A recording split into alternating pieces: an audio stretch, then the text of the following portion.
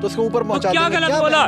क्या ऊपर पहुंचा देंगे? अरे ऊपर पहुंचा देंगे। भारत के अंदर होली खेलना इतना अपराध हो जाएगा? होली पाकिस्तान में खेलेंगे क्या? भारत में नहीं खेले तो कहाँ खेलेंगे?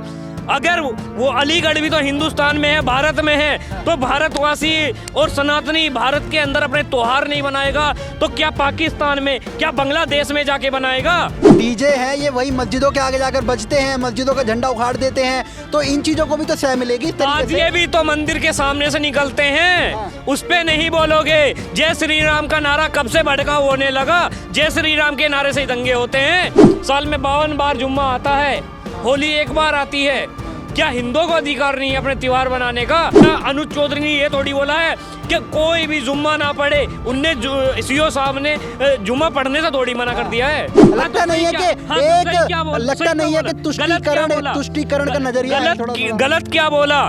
क्या एक पुलिस पढ़ा लिखा अधिकारी इन जैसे 2 कौड़ी के गुंडों से शहीद हो जाए? क्या उसका परिवार नहीं है? अखिलेश यादव हमने देखे हैं कितने बड़े हिंदूवादी हैं, कितने राम भक्त हैं। ये वही अखिलेश यादव हैं जिनके पिताजी ने राम भक्तों पे गोली चलवाई थी। अच्छा, गोलियां चलाना राम भक्तों पे एक कानून व्यवस्था है, तो अनुज चौधरी ने किसकी हत्या कर दी? वो भी तो कानून व्यवस्था चुस्त दुरुस्त करने का काम कर रहे हैं। बताइए, आपको नहीं लग रहा? आप मेरे को ये बताइए, अनुज चौधरी ने क्या ईद मनाने से मना करा, बकरीद मनाने से मना करा, सुबेरात मनाने से मना करा, या ताजिए निकालने से मना किया?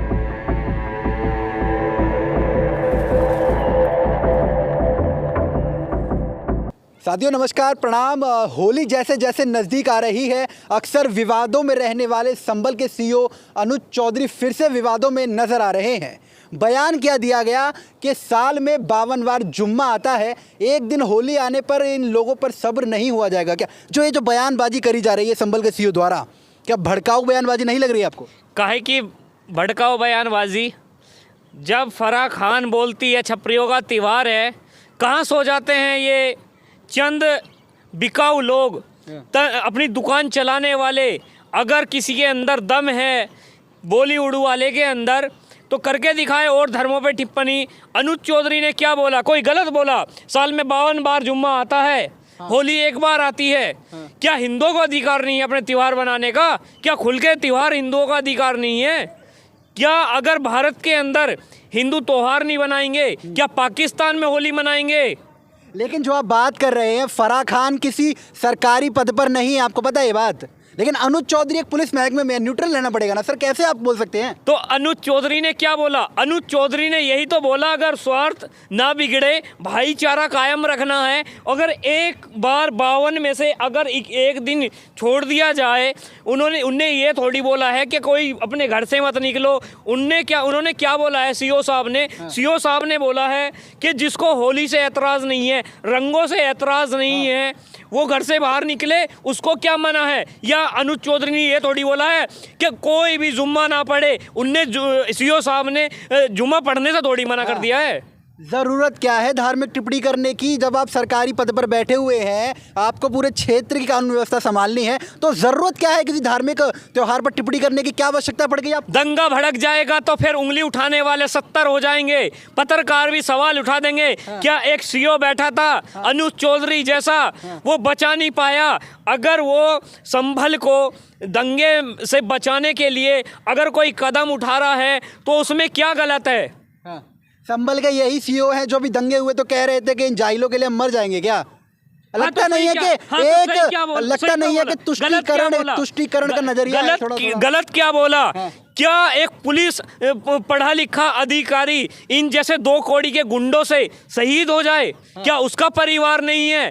क्या अब भारत देश के पुलिसकर्मी चूड़ियाँ थोड़ी पहनेंगे?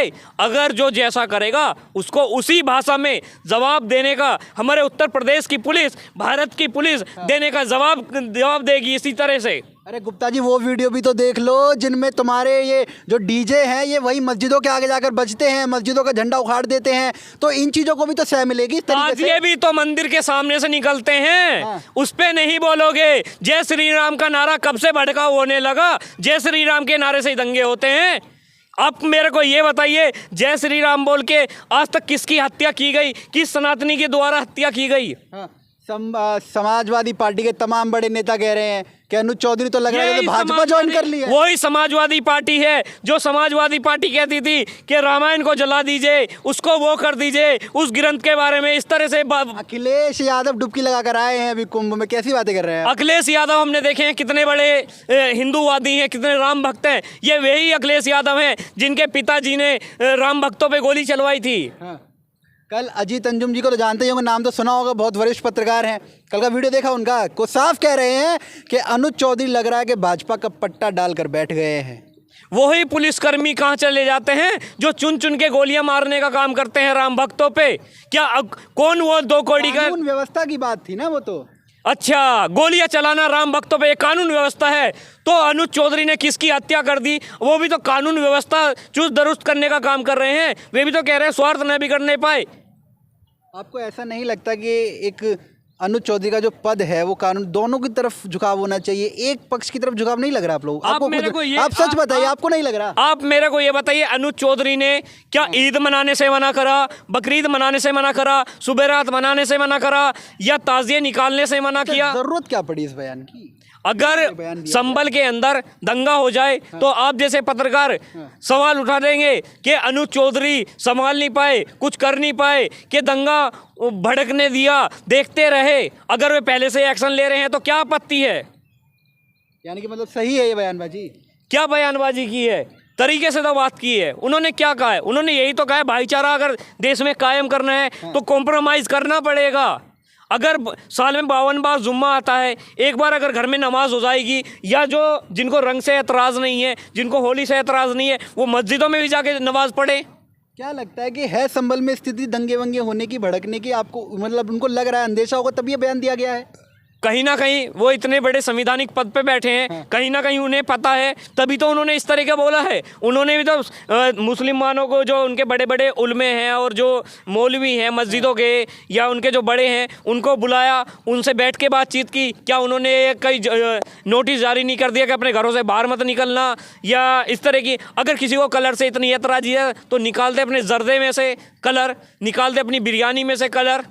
हाँ, अब होली की बात छिड़ गई है तो होली अलीगढ़ के जो सांसद हैं सतीश उपाध्याय जी, सतीश गौतम जी माफ़ कीजिएगा, क्या कुछ कह रहे हैं कि एएमयू के अंदर होली मनेगी और किसी ने रोकी तो उसको ऊपर पहुंचा देंगे? क्या गलत बोला? क्या ऊपर पहुंचा देंगे? अरे ऊपर पहुंचा देंगे। भारत के अंदर होली खेलना इतना अपराध हो जाएगा? होली पाकिस्तान में खेलेंगे क्या? भारत में नहीं खेले तो कहाँ खेलेंगे?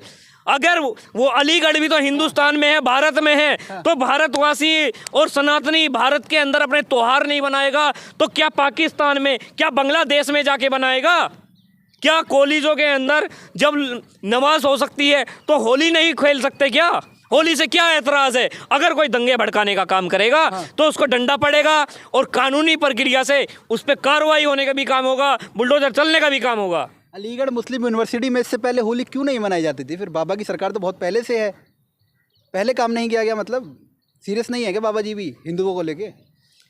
बाबा जी सबके साथ सबके विकास की बात करते हैं। हाँ। ना कि वे एक धर्म को लेकर चलते हैं। वे तो ये कहते हैं सब भाईचारे से रहिए, अपना स्वार्थ बना के रखिए, एक दूसरे के त्यौहार में कॉम्प्रोमाइज़ कीजिए। हाँ। अगर भाईचारा इस देश में बना के रखना है तो कभी किसी को झुकना पड़ेगा, कभी किसी को झुकना पड़ेगा।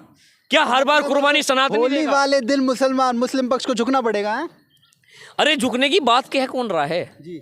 अगर मुसलमान भाई, वे भी अपने भाई हैं। हाँ। जो समझदार हैं, जो अच्छे मुसलमान हैं, एपीजे अब्दुल कलाम जैसे हैं, उन्होंने कभी विरोध नहीं किया। अब्दुल कलाम थे, अपनी जेब में एक तरफ गीता रखते थे, एक तरफ रामायण रखते थे।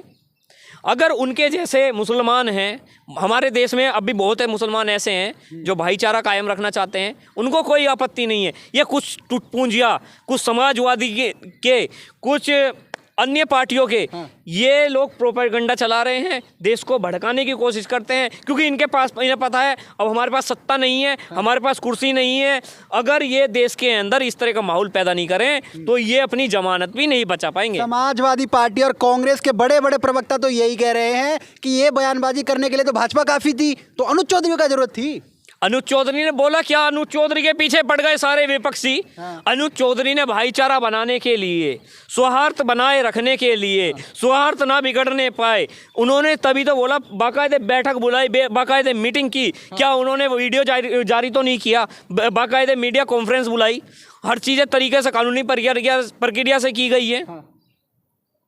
आप बताइए क्या गलत है? अनुज चौधरी का यही बयान नहीं, इससे पहले भी एक बयान आया हुआ जिसमें रिपोर्टर को कह रहे थे कि तो हम तुम्हें इंटरव्यू नहीं देंगे, फिर रिपोर्टर की क्या हालत हुई थाने में बुला के। उससे पहले जब ये दंगे हुए संभल में, क्या बोला था? हाँ। पत्रकार जब सवाल कर रहे थे, हाँ। जो उन्होंने बोला था पत्रकार ने, हाँ। क्या आप ऐसे गोली चलाओगे? क्या ऐसे बंदूक हवा में लहराओगे? तो पत्रकार उस समय कहाँ चला गया था जिस समय पुलिस वालों पे फायरिंग हो रही थी, पत्थर चल रहे थे? पत्रकार का काम होता है दोनों पक्षों को सुनना। पत्रकारों को होता है सच्चाई दिखाना, ना कि कुछ क्लिपों को काट के समाजवादी के एजेंट लगातार भारत के अंदर अब मीडिया के थ्रू एजेंट घूमने लगे हैं विपक्षियों के। मीडिया के थ्रू बड़ी बात कह रहे हैं आप। मीडिया कुछ चंद लोग हैं, और वो कहते हैं कि मीडिया तो गोदी मीडिया बनी पड़ी है। हाँ, की गोदी में अगर उनसे सवाल कर ले विपक्ष से, हाँ। तो वो गोदी मीडिया हो जाती है। हाँ। अगर उनके पक्ष में बोल जाए तो उनकी चाहती मीडिया हो जाती है। हाँ। ये वही लोग हैं जो कहते थे कि हम तिथि नहीं बताएंगे, तिथि कब बताओगे, राम मंदिर कब बनाओगे। वो भी काम हुआ है। और अब दिल्ली के कहती कि तारीख तो बताओ, यमुना कब साफ करके दिखाओगे। अब यमुना के हम किनारे खड़े हैं, दिल्ली के छठ घाट पे, ITO घाट पे खड़े हैं। कैमरे के पीछे तस्वीरें भी आ रही होंगी। ये वही यमुना है जो अब से 1 महीने पहले ऊपर झाग तैरते थे, कचरे का अंबार होता था। केजरीवाल जी ने प्रयास तो किया, अब नहीं हो क्या प्रयास किया? वही अरविंद केजरीवाल हैं। जब 2023 में LG साहब यमुना को साफ कराने के लिए ऑर्डर जारी कर देते हैं तो अरविंद केजरीवाल ही स्टे लेके आने का काम करते हैं। मौलवियों को 18,000, पुजारियों को 18,000। अरविंद केजरीवाल ने कमी कहाँ छोड़ी है भाई? कैसे आप अरविंद केजरीवाल जी को? अरे अरविंद केजरीवाल जी से उन 500 मौलानाओं की तो सैलरी दी नहीं गई। मौलानाओं ने भी अब को उनको जूता दिखाने का काम किया है कि जो वादे करता है झूठे वादे करता है। आए थे अनिल कपूर बन के नायक के, वो तो अमरीश पुरी से भी खतरनाक निकले। हमें न लगा था कि जो झाड़ू वाला वो ही निकलेगा दारू वाला। हमने तो सपना देखा था ख्वाबों में, पता ना जाने क्या क्या, लंदन पेरिस के सपने दिखा के हमें बना गया ये बांग्लादेश से बुरा, बना गया हमें अफ्रीका के जंगलों जैसा। इसका बच्चे भी याद रखेंगे। कहते थे स्कूल की हमने व्यवस्था अच्छी की, अभी हमने स्कूलों की व्यवस्था देखी, सीलन हो रही है। उन्हीं स्कूलों के अंदर पानी नहीं आ रहा है। ये घबराए हुए थे, ये जमानत भी नहीं बचा पाए। तो मतलब इस बार होली पे जो है यूपी में योगी सरकार और तमाम CEO और प्रशासन पूरा मुस्तैद लग रहा है। मुस्तैद तो 2017 के बाद से ही, उससे पहले नहीं था। उससे पहले नहीं था। पुलिस वालों को काम ही नहीं करने दिया जाता था। पुलिस वालों को ये नहीं करने देता था काम। अरे जो सत्ता में उस समय पार्टियां बैठी थी, समाजवादी पार्टी की बात कर रहे हैं आप? समाजवादी पार्टी की बात कर रहे हैं आप। जैसा समझे, आपको जैसा लेना है वैसा ले सकते हैं। समाजवादी ले लीजिए, कांग्रेस ले लीजिए, BSP ले लीजिए। जिस समय मुजफ्फरनगर के अंदर दंगे होते थे, मेरठ के अंदर कर्फ्यू लगते थे, वही पार्टी वाले कहते थे कोई बात नहीं, सब शांत हो जाएगा, वोट बैंक खराब ना हो जाए। इसलिए ये लोग चुप बैठ के देखते हैं तमाशा। और अब कोई उत्तर प्रदेश के अंदर करके दिखाए, 24 घंटे के अंदर एक्शन होता है। और आपने अभी देखा ही होगा, 15 दंगाइयों पे कार्रवाई होगी, कुर्की होगी, बुलडोज़र उनके घर पे चलेगा। वे पुलिस वालों को आंख दिखाते थे, अब उनको पता लगेगा पुलिस वालों को आंख दिखाने का और उत्तर प्रदेश सरकार को चैलेंज करने का नतीजा क्या मिलता है। चलिए, बहुत बहुत धन्यवाद। बाकी ये जो होली के जो मौके पर ये CEO साहब का बयान आया, इसके बाद जो तमाम समाजवादी पार्टी, कांग्रेस के और ये तमाम प्रवक्ता जो बोल रहे हैं कि CEO साहब को राजनीति तो नहीं करनी चाहिए थी, ये राजनीतिक बयान ज़्यादा लग रहा है और प्रशासनिक बयान कम लग रहा है। बाकी आप लोग क्या कुछ इस मुद्दे पर राय रखते हैं जो अनुज चौधरी साहब ने बयान दिया है, और उत्तर प्रदेश के अंदर कानून व्यवस्था को लेकर जो गुप्ता जी बोल बैठे कि सब कुछ ठीक चल रहा है, तो संभल हिंसा क्या थी, संभल के दंगे क्या थे? खैर, ये अलग बात है। बाकी बात करते हैं और मुद्दों पर जुड़े रहेंगे। आप देखते रहिए। नमस्कार।